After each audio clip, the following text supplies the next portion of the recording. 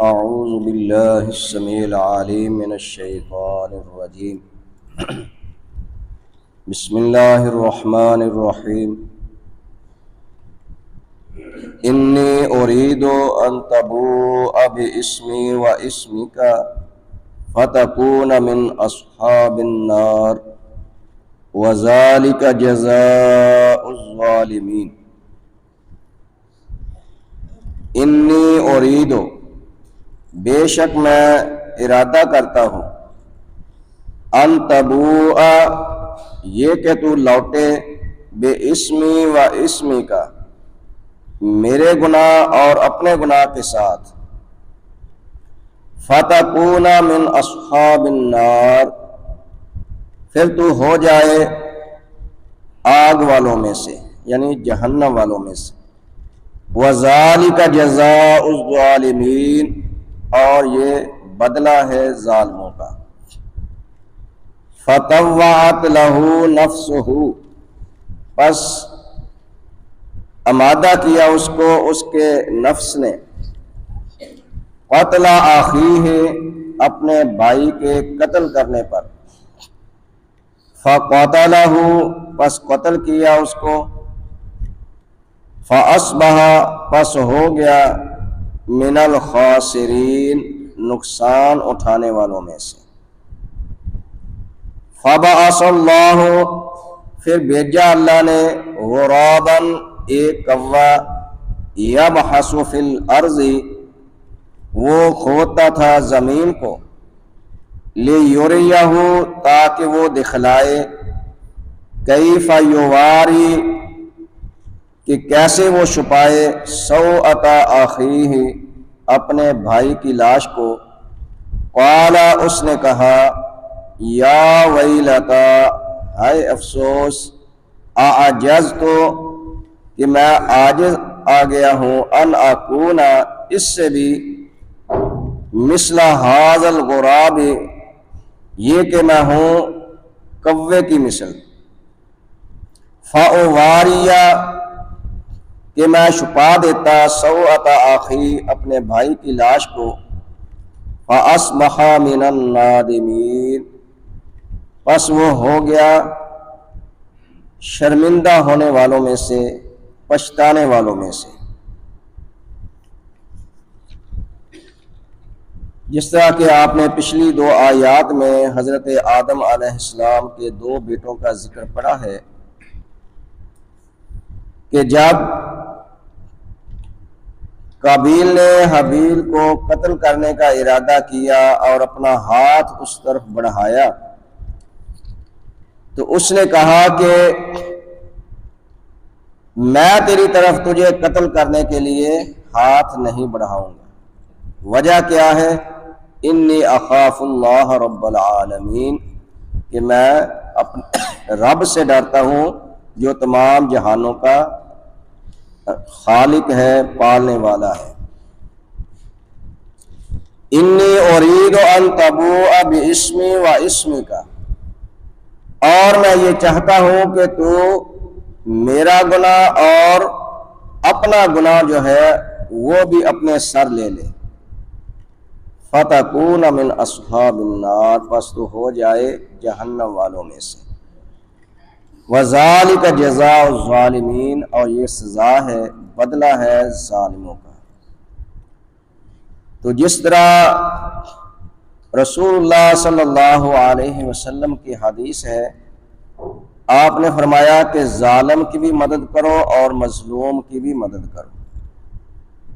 صحابہ نے پوچھا کہ اللہ کے رسول، مظلوم کی تو ہم مدد کر سکتے ہیں، اس کو ظلم سے بچایا جا سکتا ہے، لیکن ظالم کی مدد کس لیے، کس طرح ہو سکتی ہے؟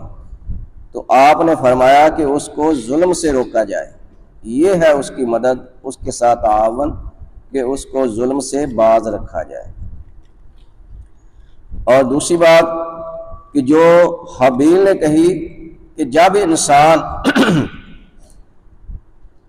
کسی کو قتل کرنے کا ارادہ کرتا ہے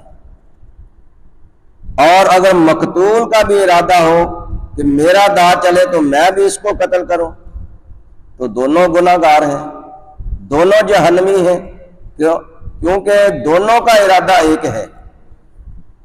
جس کا وار چل گیا اس نے قتل کر دیا، لیکن حابیل نے کہا کہ میرے بھائی میں تجھے قتل کرنے کے لیے اپنا ہاتھ نہیں بڑھاؤں گا، اگر تو مجھے قتل کرے گا تو پھر یہ ہوگا تو میرا گناہ بھی اور اپنا گناہ بھی اپنے سر لے گا اور تو جہنم والوں میں سے ہو جائے گا۔ تو اسی لیے رسول اللہ صلی اللہ علیہ وسلم نے فرمایا کہ قیامت تک جتنے بھی قتل ہوں گے سب کا گناہ جو ہے وہ قابیل کو ملتا رہے گا، کیونکہ اس نے قتل کا آغاز کیا ہے۔ فرمایا فطوعت لہ نفسہ، اس کو اس بات پر آمادہ کر دیا قتل اخیہ، کہ وہ اپنے بھائی کو قتل کر دے۔ اس کے نفس نے، اس کے دل نے اس بات پر اس کو ابھارا، آمادہ کر دیا کہ وہ اپنے بھائی کو قتل کر دے۔ فقتلہ، تو اس نے اس کو قتل کر دیا۔ فاصبح من الخاسرین، فرمایا وہ نقصان اٹھانے والوں میں سے ہو گیا، کیونکہ جو انسان گناہ کرتا ہے، اللہ کی نافرمانی کرتا ہے، وہ حقیقتاً نقصان میں ہے، خسارے میں ہے، وہ اپنی آخرت تباہ کر لیتا ہے۔ تو اب قتل تو کر دیا، اب سمجھ نہیں آ رہی کہ میں اپنے اس بھائی کی لاش کا کیا کروں۔ تو اللہ تعالیٰ نے فبعث اللہ غرابا، آسمان سے ایک کوے کو بھیجا۔ وہ کوہ آیا اور اس نے اس کی آنکھوں کے سامنے زمین کو کریدنا شروع کر دیا، کھودنا شروع کر دیا۔ لِيُرِيَهُ كَيْفَ يُوَارِي سَوْءَةَ أَخِيهِ، تاکہ وہ اس کو دکھلائے کہ وہ اپنے بھائی کی لاش کو کیسے چھپائے۔ تو اس میں بعض لکھتے ہیں کہ دو کوے آئے، ایک نے دوسرے کو مارا، پھر اس نے زمین کھود کر اس کو دفن کر دیا۔ تو یہ دو کووں کی روایت کہیں نہیں آتی، جو قرآن پاک کے الفاظ ہیں وہ یہی ہیں کہ اللہ تعالیٰ نے ایک کوے کو بھیجا اور اس نے زمین کو کھودنا شروع کیا تاکہ اس کو دکھلائے کہ اپنے بھائی کی لاش کو اس طرح زمین کے اندر چھپا دے۔ جب اس نے کوے کو دیکھا تو کہا یا ویلتا اعجزت ان اکون مثل ھذا الغراب، اپنے آپ پر افسوس کیا کہ مجھے اتنی بھی عقل نہیں، اتنی بھی سوچ نہیں میرے اندر، میں عاجز آ گیا ہوں یہ کہ میں ہو جاؤں اس کوے کی مانند، یعنی میرے اندر تو کوے کی عقل جیسی بھی عقل نہیں ہے کہ میں اپنے بھائی کی اس لاش کو چھپا دیتا۔ فَأُوَارِيَ سَوْءَةَ أَخِي، کہ میں اپنے بھائی کی لاش کو چھپا دوں۔ فَأَصْبَحَ مِنَ النَّادِمِينَ، یہ دیکھ کر وہ شرمندہ ہو گیا، پشیمان ہو گیا، پچھتانے لگا، اپنے آپ پر افسوس کرنے لگا کہ مجھ سے تو بہتر یہ کوہ ہے۔ تو یہ اللہ تعالیٰ نے قصہ بیان کیا ہے، تو اس کے اندر ایک تو سبق یہ ہے کہ حسد نہیں کرنا چاہیے، بغض نہیں رکھنا چاہیے۔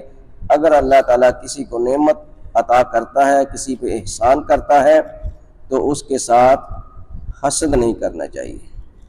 اور دوسری بات کہ انسان کے دل کے اندر خیالات بہت آتے ہیں، شیطان گناہ پہ ابھارتا ہے، لیکن انسان کو فوراً سوچنا چاہیے کہ جو کام، جو سوچ میرے دل و دماغ کے اندر آ رہی ہے اس میں اللہ کی نافرمانی ہے، اس کے پاک پیغمبر کی نافرمانی ہے، میں اس سے باز آ جاؤں۔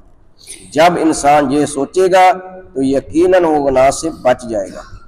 اگر وہ سوچتا نہیں، غور و فکر نہیں کرتا تو ظاہر ہے شیطان کا جو دو ہے وہ چل جائے گا اور وہ گناہ کر گزرے گا، کیونکہ سب سے پہلے کسی بھی گناہ کی سوچ دماغ کے اندر آتی ہے، پھر وہ دل کی طرف اس کو بھیجتا ہے، دل فیصلہ کرتا ہے کہ یہ میں کام کروں یا نہ کروں۔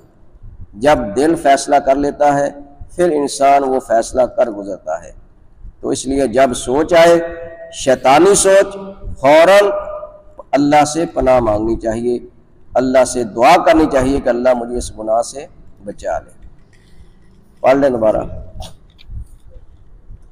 انی اریدو، بے شک میں ارادہ کرتا ہوں، ان تبوء، یہ کہ تو لوٹے، بے اسمی، میرے گناہ کے ساتھ، و اسمی کا، اور اپنے گناہ کے ساتھ، فتکونا، پس تو ہو جائے، من اصحاب النار، جہنم والوں میں سے، وذالک جزاء الظالمین، اور یہ بدلہ ہے ظالموں کا۔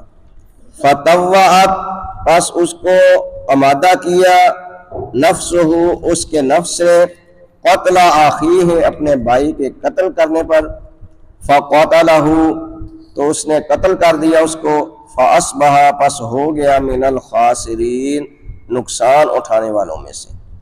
فبعث اللہ، پس بھیجا اللہ نے، غرابا، ایک کوا، یبحث فی الارض، وہ کھوتا تھا زمین کو، لیریہ، تاکہ وہ دکھلائے، کیف یواری، کہ کیسے وہ چھپائے، سوءۃ اخیہ، اپنے بھائی کی لاش کو، قال، اس نے کہا، یا ویلتیٰ، اے افسوس، اعجزت، میں عاجز آ گیا ہوں، ان اکون، یہ کہ میں ہو جاؤں، مثل ھذا الغراب، اس کوے کی طرح، فاواری، یہ کہ میں چھپا دیتا، سوءۃ اخی، اپنے بھائی کی لاش کو، فاصبح من النادمین، پس وہ ہو گیا پچھتانے والوں میں سے۔